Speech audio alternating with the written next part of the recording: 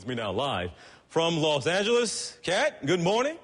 Good to have you here with us. Good morning, TJ. How are you? I am doing all right. Now, we got to start with something. We have been reporting, and it has been attributed to you, a statement out there that you allegedly issued through your publicist apologizing for that routine. But you and I were just talking here in the commercial break. You said that's not really your statement. So tell me what the deal is. Well, we kind of have to start. I hope that everybody saw what I just saw.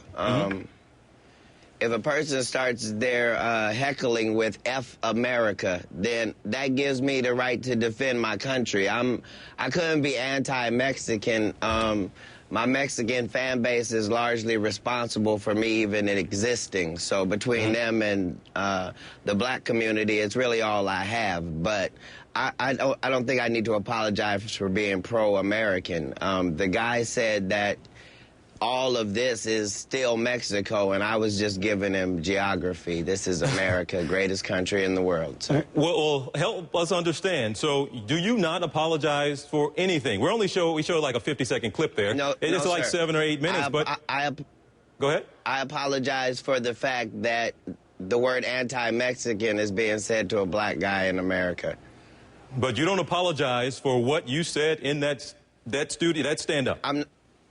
I'm not allowed to. As a stand-up, the only thing that I sell is uncensored thought.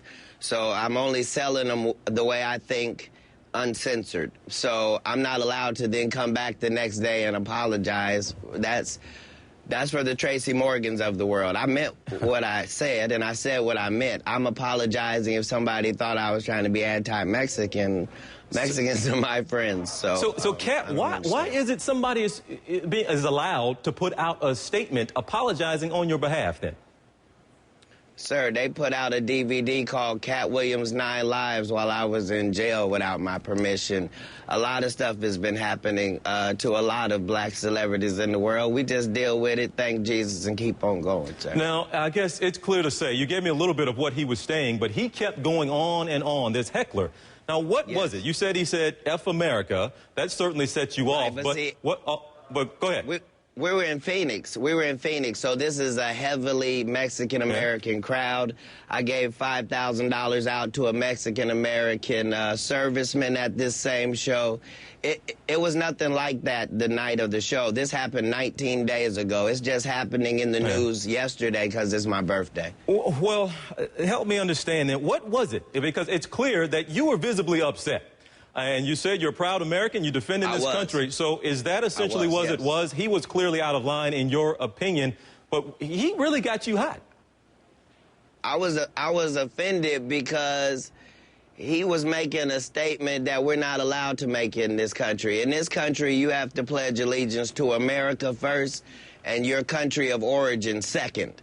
And so the fact that he was blatantly disrespecting the law that we all follow, black people work too hard to become black Americans in this society, and we were slaves here.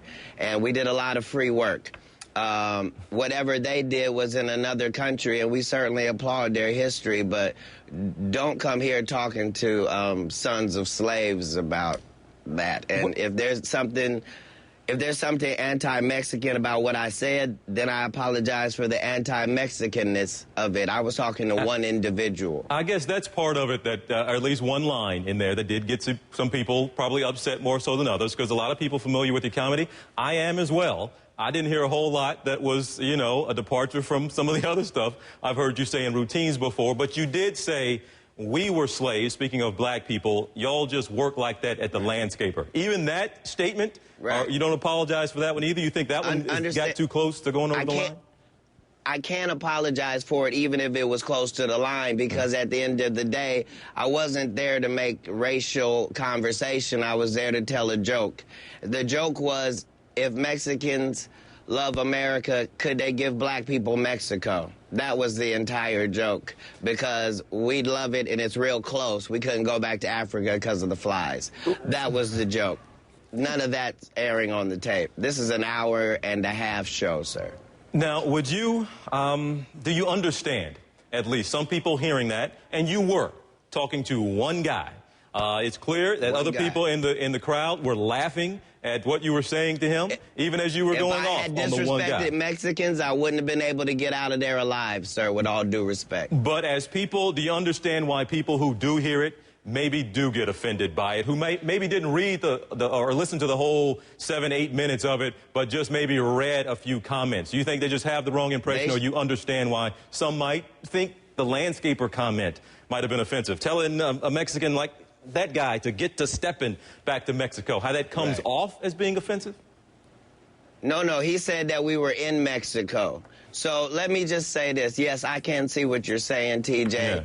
And at the end of the day, I think those people should watch more of this CNN show so they can see there are real news factors going on in this country, things we should discuss, like our president versus football, rather than worry about what a comedian's saying. If you don't like me, don't come see me. If you do like me, I'm here for you. But I love Mexicans and I love Mexican Americans. But I love America overall. Let's be very clear about that. Any concern about how people might view you down the road, how this could impact your career down the road? People might not want to book you in Texas or Arizona or California. Sir. Wouldn't that be fantastic? Let's let that happen, but let the statement be that I'm a Christian, I'm straight. All right. Well, we will leave it there. Again, I'm glad we got to clear it up, because we have been, Katt, this morning. Thank you, TJ. We have been talking about this morning an apology that Katt Williams sent out, and you're telling me that was not your apology, so that's important to note this morning. I just made my apology, TJ, live in front of CNN. Katt, good to see you, buddy. You enjoy California. We'll talk to you again soon back here in Atlanta. Absolutely. Trump administration, easy fodder for comedians. Not easier fodder. More, but not easier. As comedians, we like things to be on the fringes. And this is not a fringe conversation. This is a very mainstream conversation.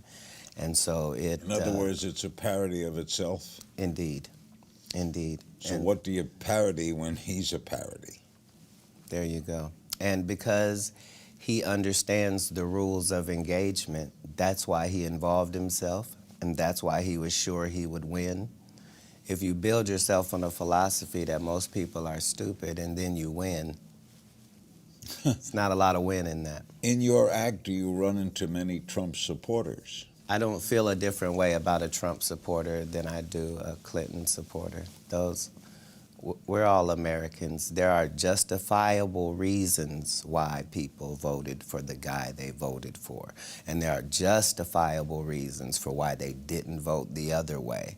And when we continue to not address what people's genuine concerns are because of how they look or what we have already preconceived about them, then we lose as a nation. Do you sing in your act? Never. No. But you are a singer and a rapper too, right? Well, you are the things you try.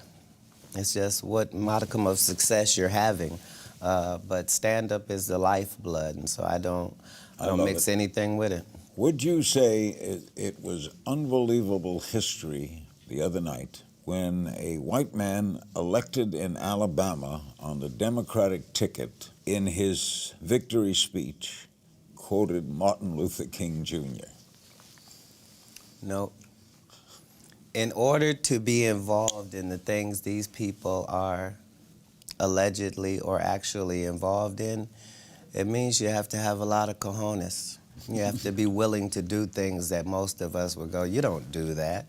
And so because they lack that filter, it's not a big deal to ride in on a horse named Sassy as a pedophile.